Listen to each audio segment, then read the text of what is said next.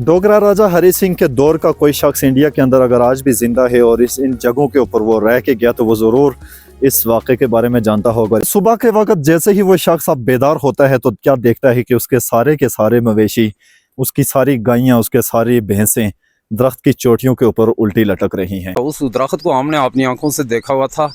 प्यार दोस्तों, ये सब चीज़ अपनी आंखों से देखने के बाद वो शख्स खासा इस जगह से मुतासर हो जाता है। बहुत सारे दोस्त कमेंट करके मुझसे इन जगहों के बारे में हवाला जात पूछते हैं, कोई किताब का नाम पूछते हैं, लेकिन इस तरह की कोई हिस्ट्री किसी किताब के अंदर मौजूद नहीं। डोगरा हुकूमत का दौर था और उस वक्त कश्मीर के अंदर बहुत सारे मज़ाहिब एक साथ रहते थे, मतलब कि मुख्तलिफ मज़ाहिब के लोग थे। यहाँ पर हिंदू थे, सिख थे और मुसलमान पर आज भी लोग मन्नतें मांगते हैं और यहाँ पर आकर अल्लाह ताला से अपनी मुरादें मांगते हैं। लेकिन आखिर इसके पीछे क्या वजह है कि लोगों को इस जगह के ऊपर इतना एतमाद है? इसके बाद हम कुछ पत्थरों के हवाले से गुफ्तगू करेंगे जो कि यहाँ पर सबसे ज्यादा कीमती पत्थर हैं। हैरानकुन तौर पर इन पत्थरों का साइज इतना बड़ा है जितना कि एक डबल स्टोरी मकान होता है। यही एक रीजन था कि उसने अपने सारे जानवरों को, अपने मवेशियों को उस दरख्त की टहनियों के साथ बांधने का फैसला किया और फिर रात इसी जगह पर गुजारने का भी फैसला कर लेता है। इन पत्थरों की क्या कीमत है, ये कितना कीमती सरमाया है, इन पत्थरों से क्या क्या बन सकता है और ये पत्थर अब तक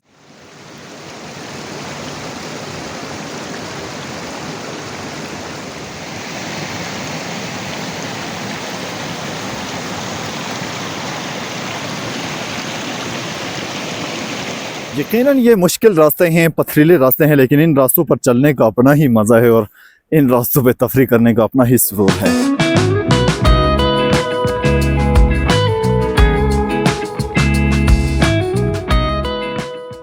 जी तो दोस्तों, इस पूरे खुपुर खतर और अजीब किस्म के रास्ते के ऊपर मैं बिल्कुल तरह तनहा हूँ। मेरे साथ आज कोई भी शख्स मौजूद नहीं और मेरे रास्ते इस तरह के हैं, देख लीजिए।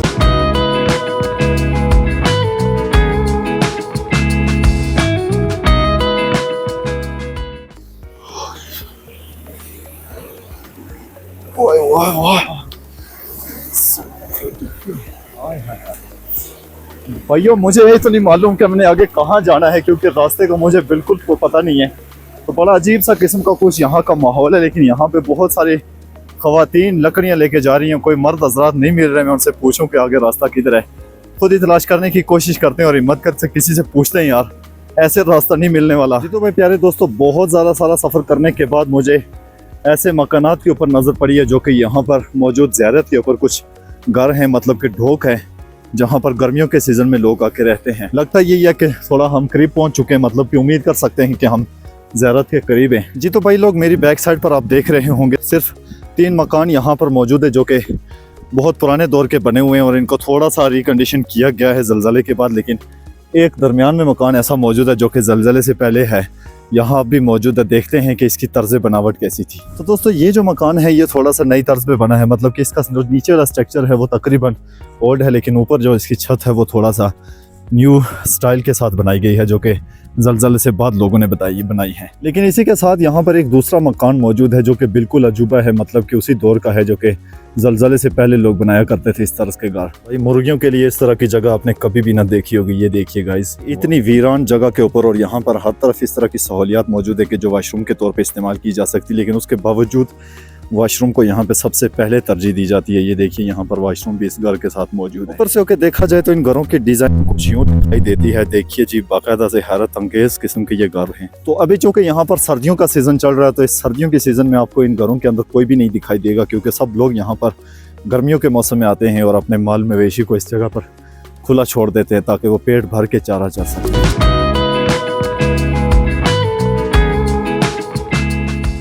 तो भाई इस रोड के ऊपर थोड़ा सा हमें सहूलत मिली है कि यहाँ पर कुछ रास्ता बना हुआ है जो कि खासा बेहतर है, जो पैदल चलने वाले लोगों के लिए थोड़ी बहुत सहूलत पैदा कर रहा है। जी तो दोस्तों, ये वो दरबार है कि जहाँ पर बहुत ही अजीब व गरीब एक वाक़या पेश आता है। इस वाक़े के दौरान क्या हुआ, इस दरबार के ऊपर ऐसा क्या हुआ कि जो कि आज तक लोगों को याद है, इसके बारे में आज की वीडियो के अंदर हम डिटेल जानने वाले हैं। लेकिन उससे पहले हम जानने की कोशिश करेंगे इस जगह के कुछ मुख्तलिफ किस्म के अजायबात के बारे में। ये वो दरबार है जहाँ पर एक चरवाहे थारे में बची दरख्त की चोटी के ऊपर लटकने शुरू हो जाते हैं, वो भी उल्टे। ऐसा क्या हुआ कि सारे के सारे जानवर दरख्तों की चोटियों पर लटकने लग गए? क्या हकीकत है और क्या झूठ है, आज की वीडियो में हम सब कुछ आपको बताने वाले हैं। प्यारे दोस्तों, इस दरबार पर आज भी लोग मन्नतें मांगते हैं और यहाँ पर आकर अल्लाह ताला से अपनी मुरादें मांगते हैं। लेकिन आखिर इसके पीछे क्या वजह है कि लोगों को इस जगह के ऊपर इतना एतमाद है? और आखिर इस जगह पर ऐसा क्या वाक़या हुआ था कि जिसके बाद यहाँ पर लोगों का ये रुझान बना। तो भाई साहब, इस सारे वाक़े को जानने से पहले हम ये देखेंगे कि सन 2005 के ज़लज़ले में इस जगह पर क्या तबाही हुई और उसके नतीजे में यहाँ पर किस किस चीज़ को कितना नुकसान पहुँचा है, और उस ज़लज़ले के अंदर यहाँ पर आए हुए अजायबात क्या क्या हैं, जानते हैं उनके बारे में। हैरान कुन बात तो ये है कि सन 2005 से कबल मेरी बैग पे ये दिखने वाला एक प्लाजा नुमा पत्थर यहाँ पर मौजूद नहीं था। प्यारे दोस्तों, ज़ियारत के आसपास में मौजूद ये बड़े बड़े पहाड़ 2005 के ज़लज़ले में पहाड़ों की चोटियों से गिरते हैं और सीधा यहाँ पर आकर ठुक जाते हैं। हैरान कुन तौर पर इन पत्थरों का साइज़ इतना बड़ा है जितना कि एक डबल स्टोरी मकान होता है। इसके वज़न की अगर बात करें तो वज़न का कोई भी एस्टिमेट नहीं लगाया जा सकता, लेकिन सोचने की बात यह है कि इतनी दूर से तकरीबन 2 किलोमीटर के फासले से ये पत्थर गिरते हुए यहाँ पर आए हैं, तो रास्ते में जो चीज़ आती है उसका इन्होंने क्या हाल किया होगा। इन पत्थरों के निकलने की जगह की अगर बात करें तो यहाँ से दूर, बहुत ही दूर, जितना भी जूम किया जाए तो उतना ही कम है। कैमरा के पिक्सल्स जो हैं वो इतने नहीं है, लेकिन ये जगह है जहाँ से ये पत्थर निकलते हैं। ये पड़ी है पूरी दरख्तों के पीछे छुपी हुई। एक अंदाजे के मुताबिक 2 किलोमीटर के फासले से ये पत्थर गिरते हुए इसी ज़ियारत के आसपास आके रुकते हैं, लेकिन ज़ियारत की तरफ किसी पत्थर का रुख नहीं हुआ। डोगरा हुकूमत का दौर था और उस वक्त कश्मीर के अंदर बहुत सारे मज़ाहिब एक साथ रहते थे, मतलब कि मुख्तलिफ मज़ाहिब के लोग थे। यहाँ पर हिंदू थे, सिख थे और मुसलमान थे। ये सारे लोग आपस में यहाँ पर मिलजुल कर रहा करते थे। उस वक्त यहाँ पर कोई दरबार मौजूद नहीं था और ना ही किसी तरह की कोई झंडी यहाँ पर लटकाई जाती थी और ना ही किसी ने इससे पहले यहाँ पर कोई झंडी लटकाई। इस वाक़े को बयान करने से पहले थोड़ा सा एक तंबीह के तौर पर आपको एक बात बताता चलूँ कि मैंने जितनी भी इस तरह की हिस्टोरिकल वीडियोज़ बनाई हैं उनका यानी कि सबूत के तौर पर कोई ऐसी चीज़ मौजूद नहीं होती, क्योंकि आज़ाद कश्मीर के इस इलाके के अंदर सन 2007 से पहले कोई मोबाइल फ़ोन नहीं हुआ करता था और ना ही कोई कैमरा हुआ करता था। यार दोस्तों, तालीम की कमी इतनी हुआ करती थी कि किसी को भी इस हिस्ट्री को लिखने का कोई शौक़ नहीं था और ना ही किसी को इन चीज़ों के बारे में खोज लगाना या जानने के बारे में किसी को कोई दिलचस्पी थी। इन वाक़यात पर बनाई गई मेरी सारी की सारी वीडियोस यूँ कह सकते हैं कि सुनी सुनाई बातों के ऊपर होती है, मतलब कि बुज़ुर्गों के ये किस्से हैं या कहानियाँ हैं यूँ कह सकते हैं, लेकिन तकरीबन कुछ हक़ाइक़ के साथ इन सब चीज़ों का ताल्लुक होता है। बहुत सारे दोस्त कमेंट करके मुझसे इन जगहों के बारे में हवाला जात पूछते हैं, कोई किताब का नाम पूछते हैं, लेकिन इस तरह की कोई हिस्ट्री किसी किताब के अंदर मौजूद नहीं होती। ये फ़कत उन लोगों की ज़ुबानी होती है जो हमारे बुज़ुर्ग थे, जो पुराने लोग थे यहाँ पर, जिन्होंने अपनी ज़िंदगियाँ गुजारी, और बिलखुसूस वो लोग जो कि सन 47 से कबल यहाँ पर हुआ करते थे और उन लोगों के सामने ये सारे वाक़यात हुए। मुंतक़िल हुई ये बातें सारी होती हैं जो कि उन लोगों की तरफ से एक सनद के तौर पे होती हैं। कहा जाता है कि इस मकाम के ऊपर एक डिल्ला नाम का एक दरख्त हुआ करता था इस जगह के ऊपर, जिसका हुजम खासा बड़ा हुआ करता था, मतलब कि इस सारे एरिया को उसने घेर के रखा हुआ होता था और उसकी छाँव जो है वो तकरीबन खासी दूर दूर फैली होती थी। तकरीबन 500 मीटर के अहाते के अंदर उस दरख्त का सारा साया पड़ता था। एक दिन एक चरवाहे का गुजर यहाँ से होता है जो मुसलमान था। उस चरवाहे का गुजर रात के वक्त यहाँ से होता है, तो उसने सोचा कि यहाँ पर क्यों ना अपने माल मवेशियों को एक जगह पर बांध कर आराम कर लिया जाए और फिर सुबह अपने सफ़र को यहाँ से आगे शुरू किया जाए। ये फैसला कर लेना कि सारे जानवरों को, अपने मवेशियों को इसी मकाम पर बांध लिया जाए, ये क्यों किया गया?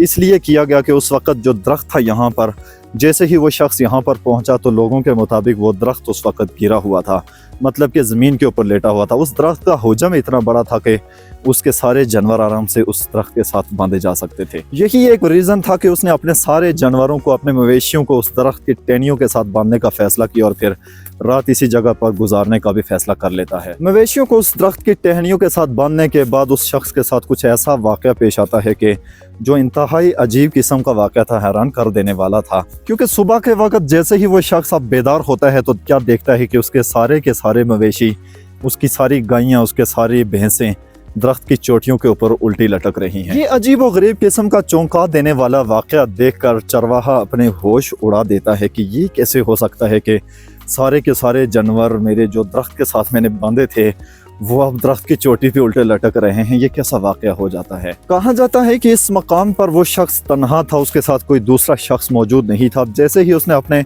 माल मवेशियों को दरख्तों की चोटियों के ऊपर लटकते हुए देखा तो वो सख्त परेशान हो गया कि अब ये क्या माजरा हुआ और इसका हल क्या होगा, मैं इसके साथ करूं क्या, इनको कैसे नीचे उतारा जाए। मगर उस चरवाहे के लिए इससे भी ज़्यादा हैरान कुन बात ये थी कि आखिरकार ये दरख्त खड़ा कैसे हो गया, क्योंकि ये तो नीचे ज़मीन पर गिरा हुआ था, लेटा हुआ था, लेकिन अचानक से ये दरख्त खड़ा कैसे हो जाता है, इस बारे में वो खासा परेशान हो जाता है। चरवाहा था तो मुसलमान, इसलिए अपने उन जानवरों को दरख्तों की चोटियों पर उल्टा लटकते हुए और अजाब के अंदर मुब्तला देखकर खासा परेशान हुआ और सोच में पड़ा कि अब इनको नीचे कैसे उतारा जाए, लेकिन उसके पास उनको उतारने का कोई हाल मौजूद ना था। काफ़ी देर सोचने के बाद बिलाखिर उसने एक फ़ैसला किया कि क्यों ना इस दरख्त के बारे में और फिर इस सारे वाक़े के बारे में अपने रब से इल्तिजा की जाए और कोई मन्नत मानी जाए कि मेरे ये सारे जानवर, चूँकि उस चरवाहे के पास सारे का सारा सरमाया वही जानवर थे, वही मवेशी थे जिनके ज़रिए से वो अपनी ज़िंदगी का निज़ाम चला रहा था। फिर कहते हैं कि उस वक़्त उस चरवाहे ने मन्नत मानी और अल्लाह से दुआ की कि या अल्लाह मेरे ये जानवर वापस नीचे उतर जाएँ और ज़िंदा सलामत मुझे मिल जाएं, क्योंकि मेरा इनके सिवा और कोई नहीं है। तो अगर ये मुझे मिल जाते हैं, वापस हो जाते हैं, तो मैं इन्हीं जानवरों में से इसी जगह पर एक जानवर कुर्बान करके यहाँ पर सदका दूंगा। यार दोस्तों, सदके की नीयत करते ही उस शख्स के साथ कुछ अजीब सा वाक़या पेश आता है कि वो देखता है कि वो दरख्त खुद ब खुद नीचे आ रहा है और जैसे ज़मीन पर लेटा हुआ रात के वक्त उसने देखा था, वैसे ही वो दरख्त ज़मीन के ऊपर लेट जाता है और उसके सारे के सारे जानवर भी बखैर व आफियत सही सलामत ज़मीन के ऊपर पहुँच जाते हैं। यार दोस्तों, ये सब चीज़ अपनी आँखों से देखने के बाद वो शख्स खासा इस जगह से मुतासर हो जाता है और फिर इस जगह पर उस अपने जानवर को सदका करने के बाद लोगों में उसका गोश्त तकसीम किया जाता है और लोगों के साथ इस सारी कहानी को बयान किया जाता है कि इस मकाम पर हुआ क्या था। पेश गोइयों की तरफ अगर हम जाएं तो कुछ लोगों का ये कहना था कि दरअसल वो रात थी, लैलतुल क़द्र की रात थी, तो उस रात के अंदर उस दरख्त ने अल्लाह के हुजूर सजदा किया हुआ था जिस समय उसने उस दरख्त के साथ अपने जानवरों को बांधा। लेकिन जैसे ही रात ख़त्म हुई तो वो दरख्त वापस खड़ा हुआ और वो जो बैल और भैंसें उसके साथ बंधी हुई थी वो उस दरख्त के साथ ही ऊपर की तरफ उठ जाती हैं। एक डेरा वहाँ यहाँ पे ठहरा, कोई जो है माल मवेशी लेकर यहाँ ठहरे हुए थे।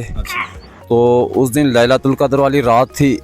तो जब वो वहाँ ठहरे तो देखा कि ये दरख्त जो है ज़मीन पे पड़ा हुआ है, गिरा हुआ है। सही।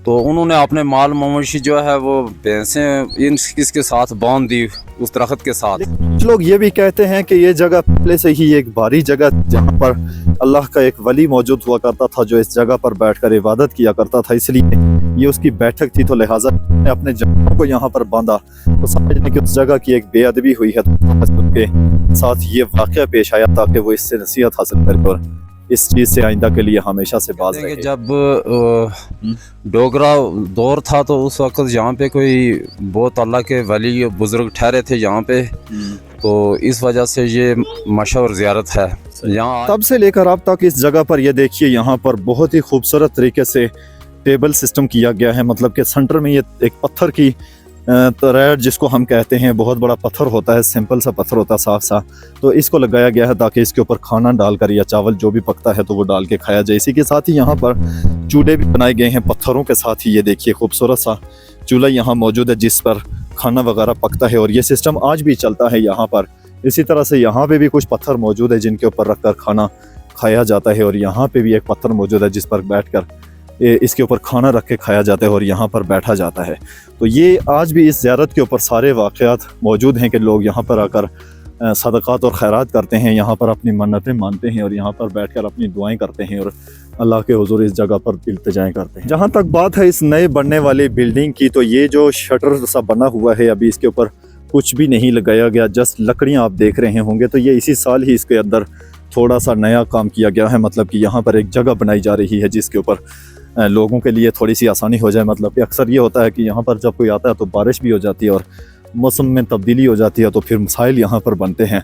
तो इसीलिए यहाँ पर एक थोड़ा सा शेड बना दिया गया जिसकी वजह से लोगों को यहाँ पर सहूलत मैसर आ सकेगी। इसी दरख्त के साथ ही यहाँ पर एक छोटी सी जगह बना दी गई है जिसके ऊपर लोग आसानी से नमाज़ पढ़ सकते हैं। तो किबले की तरफ अगर आपने फिरना है तो यहाँ पर एक छोटी सी निशानी इस पत्थर की सूरत में रख दी गई है ताकि आपको पता चले कि ये साइड किबले की है। प्यारे दोस्तों, ये बात तो तकरीबन कंफर्म है कि यहाँ पर आकर जिसने भी सदक़ात और खैरात किए उसको ज़रूर सिला मिला है। लेकिन मेरे बैक साइड पर आप देख रहे होंगे इस दरख्त के साथ बहुत से कपड़े लिपटे हुए हैं, बंधे हुए हैं। इस चीज़ का मुझे भी आज तक समझ नहीं आई कि इन कपड़ों को बांधने का क्या मकसद है और इसके पीछे क्या राज है। अगर एक सोची जाए बात तो फिर ये लोग शायद उसी चीज़ को अपना रहे होंगे कि जो उस शख्स ने दरख्तों के साथ जानवरों को बांधा था और फिर किसी रस्सी या कपड़े के साथ बांधा होगा। तो मुमकिन है कि ये वही लोग बात अपना रहे हों कि जो उस शख्स ने की थी यहाँ पर, तो वही चीज़ ताज़ा हो रही हो या फिर इसके पीछे क्या राज है इस बारे में हमें बिल्कुल इल्म नहीं है। ये मकाम जिस जगह पर आके एक छोटा सा शेड बना हुआ देख रहे हैं और ये प्लॉट आप देख रहे हैं, दरअसल आज भी कुछ लोग कहते हैं जो अब भी मौजूद हैं, उनके कहने के मुताबिक सन 1992 का जो फ्लड आया था कश्मीर के अंदर, जो बहुत बड़ा सैलाब आया था, तो उस सैलाब के अंदर वो बड़ा दरख्त जो था वो गिर गया था। डिल्ले का जो बड़ा दरख्त अभी भी यहाँ पर मौजूद था, लेकिन 1992 के बाद वो दरख्त भी गायब हुआ। लेकिन अब के लोग जो आज के मौजूद हैं, मतलब कि जो 1992 से कबल जो लोग पैदा थे और जिन लोगों को सन 1992 से कबल की हिस्ट्री मालूम है, तो वो लोग इस जगह को भी जानते हैं अच्छी तरह से। और उन लोगों के मुताबिक हमने उन दरख्तों को भी देखा हुआ था और उस बड़े दरख्त को भी उन लोगों ने देखा हुआ था जो यहाँ पर हुआ करता था। तो हमने अपनी आंखों से देखा हुआ था। डिल्ला नाम का एक दरख्त है, डिल्ला जिसको हम कहते हैं, तो वो बहुत बड़ा दरख्त था, वसी दरख्त था। फिर बाद में वो गिरा है और 1992 के वो जब स्लाइडिंग हुई थी, सैलाब वगैरह आए थे, उस दौरान वो गिरा था। उसके बाद आज वो ख़त्म हो चुका है। इस वजह से ये वही दरख्त था जिसके साथ उस शख्स की उस वक्त गायें और भैंसें ऊपर चोटियों के ऊपर लटक गई। अब वो दरख्त तो यहाँ पर मौजूद नहीं, लेकिन ये एक दरख्त मौजूद है जो कि उसी नस्ल का है, उसी किस्म का ये दरख्त अब भी यहाँ पर मौजूद है। और ये खासा पावरफुल दरख्त है जो कि खासा पुराना भी लग रहा है, ख़त्म भी हो रहा है, गल रहा है अंदर से, लेकिन अभी भी ये यहाँ पर मौजूद है। तो शायद कि उसी की दरख्त की निस्बत से ही इस दरख्त के ऊपर भी लोग कपड़े बांधते हैं और आज भी इस दरख्त को झंडियों से सजा दिया गया है। इस जगह पर आते ही इंसान कुछ अजीब सा सुरूर और कैफियत महसूस होती है कि जो इससे कबल पूरे रास्ते के अंदर इंसान को महसूस नहीं होती। एक अलग सी यहाँ पे कुछ हसासियत होती है इंसान के अंदर, लेकिन इसके बारे में हम कुछ कह नहीं सकते कि ये असल वजह क्या है। लेकिन शायद कि ये जगह मुतबर्रक हो और शायद कि इस जगह पर यह वाक़या वाकई में पेश आया हो। डोगरा राजा हरि सिंह के दौर का कोई शख्स इंडिया के अंदर अगर आज भी जिंदा है और इन जगहों के ऊपर वो रह के गया, तो वो ज़रूर इस वाक़े के बारे में जानता होगा और इस जगह के बारे में ज़रूर जानता होगा। अगर ऐसा कोई शख्स मौजूद है कि जो इस जगह के बारे में जानता है, तो मुझे ज़रूर इतला कीजिएगा कि क्या वाकई में यहाँ पर ऐसा कुछ हुआ था या फिर सिर्फ़ और सिर्फ ये अफवाहें हैं।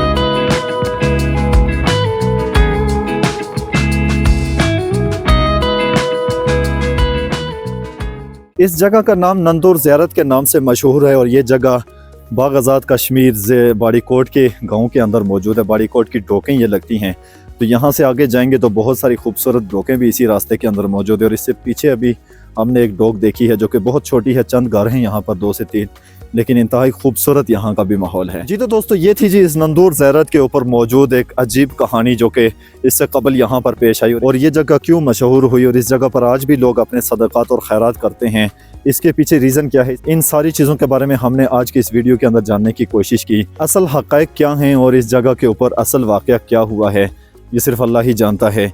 हमने वो बयान किया जो हमने अपने लोगों से सुना, अपने बुजुर्गों से सुना था। यार दोस्तों, ऐसी जगहों के बारे में आपके क्या तासुरात हैं, आप ऐसी जगहों के बारे में क्या कहते हैं, मुझे कमेंट में ज़रूर बताइएगा, अपनी राय का इजहार ज़रूर कीजिएगा। इसके बाद हम कुछ पत्थरों के हवाले से गुफ्तगू करेंगे जो कि यहाँ पर सबसे ज़्यादा कीमती पत्थर हैं। उन पत्थरों के अंदर क्या है, देखते हैं उन पत्थरों के हवाले से एक क्लिप मुख्तसर सा।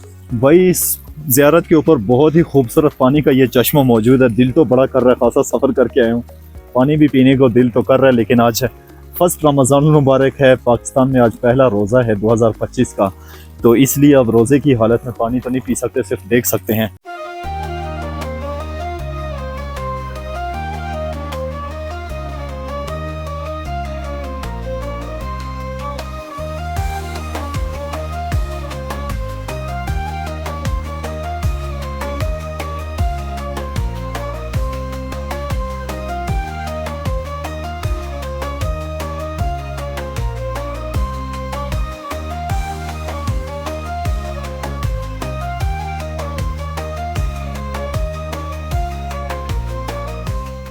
जी तो दोस्तों, इस नाले के अंदर मौजूद दूर तक आप देख रहे होंगे कि इस तर्ज के पत्थर मौजूद हैं। इन पत्थरों की क्या कीमत है, ये कितना कीमती सरमाया है, इन पत्थरों से क्या क्या बन सकता है और ये पत्थर अब तक किसी इस्तेमाल में क्यों नहीं लाए गए, इन पत्थरों की क्या क्या कीमत है और ये पत्थर कितने अहम और कीमती हैं, इस बारे में अगर आप जानना चाहते हैं तो कमेंट करके मुझे ज़रूर बताइएगा, ताकि मैं आपके लिए इन्हीं के हवाले से एक डिटेल के ऊपर वीडियो बनाऊँ, ताकि आपको सारी चीज़ से आगाह कर सकूँ कि ये पत्थर कितने कीमती हैं और इनसे क्या क्या बन सकता है और अब तक इनको इस्तेमाल में क्यों नहीं लाया गया। मेरी आज की वीडियो आप लोगों को कैसी लगी, कमेंट करके अपनी राय का इजहार मुझे ज़रूर कीजिएगा और इस तरह की मज़ीद खूबसूरत सी वीडियोस और हिस्ट्री को जानने के लिए मेरे चैनल को ज़रूर सब्सक्राइब कीजिएगा। अपनी दुआ में मुझे ज़रूर याद रखिएगा। अपने प्यारे दोस्त को दीजिए इजाज़त। अल्लाह हाफिज़।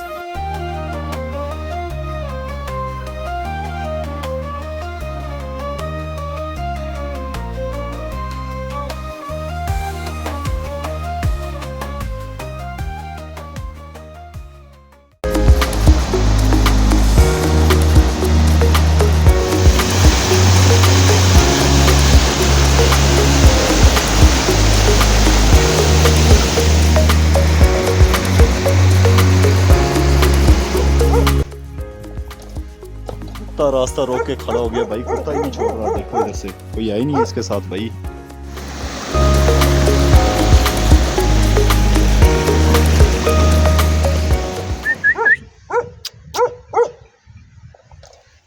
कुत्ता रास्ता रोक के खड़ा हो गया भाई, कुत्ता ही नहीं छोड़ रहा। देखो इधर से कोई है ही नहीं इसके साथ भाई।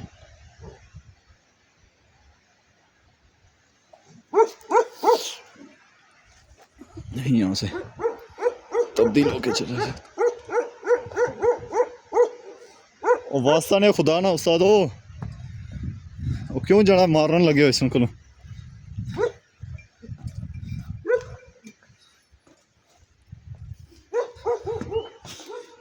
बड़ी देर तो रास्ता रोकी खड़ा है।